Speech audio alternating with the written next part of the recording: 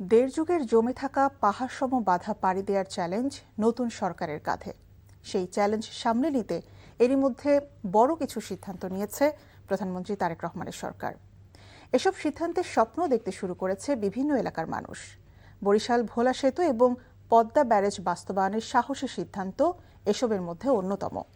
তবে দুর্বল আর্থিক কাঠামো এবং বিনিয়োগ স্থবিরতা স্বপ্নযাত্রাকে যেন আটকে দিতে না পারে সে ব্যাপারে সরকারকে সতর্ক থাকার পরামর্শ বিশ্লেষকদের।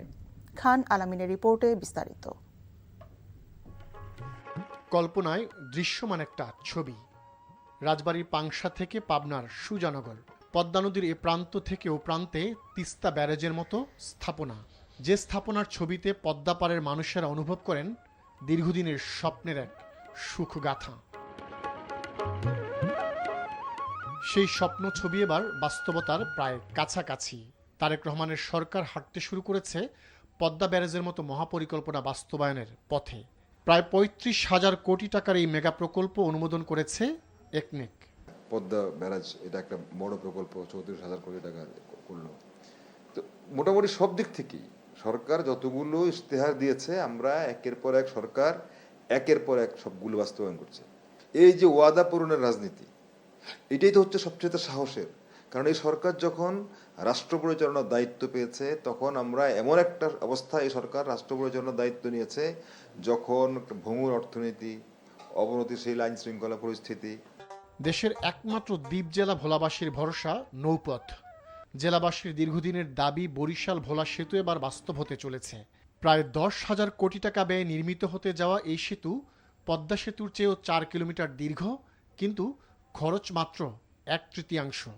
আগে আমরা দেখেছি মেগা প্রকল্পের নামে হচ্ছে মেগা দুর্নীতি, ১ টাকার কাজ ১০০ টাকা। এই মেগা প্রকল্পের নামে মেগা দুর্নীতির যে রাজত্ব, যে লুটের রাজত্ব প্রতিষ্ঠা করা হয়েছিল, এটা করবে না। এখন জনগণের জন্য যদি প্রয়োজন হয়, সেটা বড় হলে বড় হবে, ছোট হলে ছোট হবে, মাঝারি হলে মাঝারি হবে। এসব প্রকল্পকে ইতিবাচক হিসেবেই দেখছেন বিশ্লেষকরা। তবে সরকারের সামনে কিছু চ্যালেঞ্জও চোখে পড়ছে তাদের। রাজস্বের ঘাটতি আছে এবং একই সঙ্গে আমাদের যে এলটিসি গ্র্যাজুয়েশন কথাবার্তা হচ্ছে, যদি সেটা হয়ে যায় তাহলে সেক্ষেত্রে অর্থায়নেও সমস্যা হবে। কিন্তু তারপরেও সরকার এই ঝুঁকিটা নিচ্ছে দেশের অর্থনৈতিক উন্নতির কথা চিন্তা করে। তো সুতরাং আমি মনে করি যে এটা ইতিবাচক, এবং একই সঙ্গে এটার অর্থায়নটা যাতে দেশের মধ্যে থেকে করা সম্ভব হয়, মানে আমরা যাতে রাজস্ব আহরণের মাধ্যমে এই প্রকল্পগুলো বাস্তবায়ন করতে পারি। তো সেই বিষয়ে আমার মনে হয় যে সরকার এখন পরিকল্পনা করতে হবে। এই বিশেষজ্ঞ মনে করেন সরকারের ৬ মাসের কর্মপরিকল্পনা বাস্তবায়িত হলে চ্যালেঞ্জগুলো সফলতায় রূপ নিতে পারে। খান আলামিন, এনটিভি নিউজ, ঢাকা।